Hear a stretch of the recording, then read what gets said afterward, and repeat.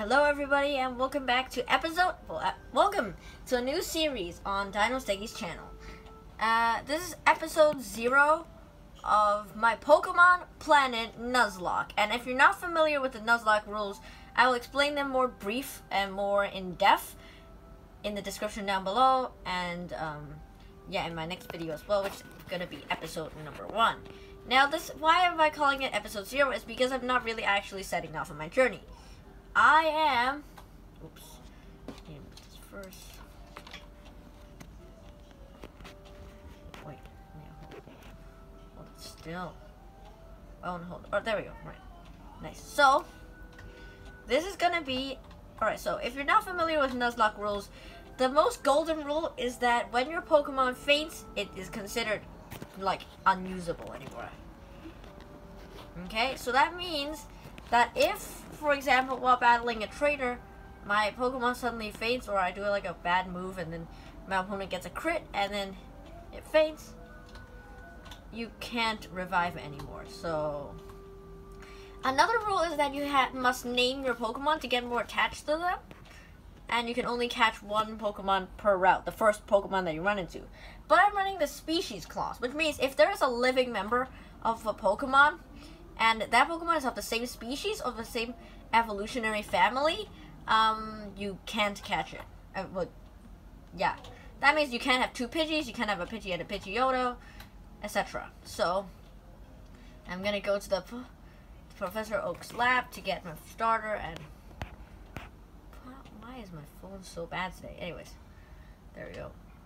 Hopefully it doesn't tilt anymore. And then we go into, I believe this is Professor Oak. Lab. There we go. Right, so anyway, so we're going to talk to Professor Oak. Dino's I think you're old enough now. I have a favor to ask you. When I was young, I used to be a pretty serious Pokemon trainer, but now in my old age, I only have these 3 Pokemon left. I've just invented something called a Pokédex, a high-tech encyclopedia which automatically records data on Pokemon you've seen or caught. You can't obtain complete data by just seeing a Pokemon, however. You need to catch them too. When a wild Pokemon appears, it's fair game. Just throw a Pokeball and try to catch it. This won't always work, as a healthy Pokemon can usually escape. You have to be lucky.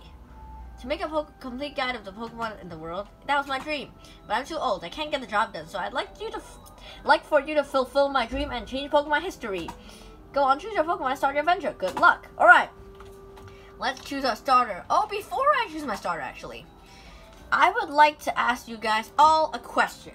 Which starter would you like me to choose for my Pokemon Planet Nuzlocke adventure?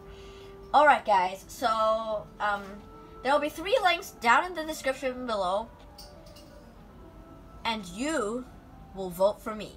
Basically, up until the time when I record my next Nuzlocke video, which will be quite a while actually. Let me check when I'll be recording it. I'll be recording it on the 4th of April. So before the 4th of April, the amount of views that those 3 videos get, one of them will be for Charmander, one of them will be for Squirtle, one of them will be for Bulbasaur. Now once again, in Pokemon Nuzlocke, you have to name your Pokemon, but in Pokemon Planet, you can't name your Pokemon. So instead, I will just be saying the Pokemon, like, the nickname that I give it in the video when I use it. So go ahead, vote in the description down below which starter should I be choosing. And goodbye.